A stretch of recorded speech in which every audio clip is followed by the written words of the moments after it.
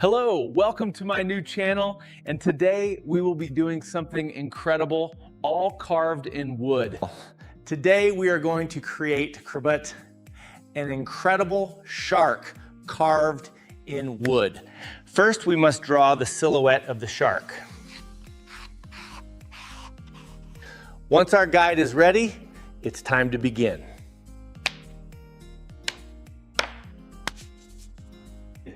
I want to start carving the way little by little.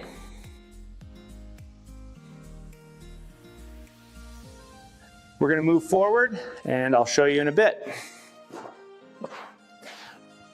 Well, this is how we're doing, and we still have a way to go, but at least it's taking shape. Well, here is my project, a large shark carved in wood. If you liked my creation, don't forget to like it.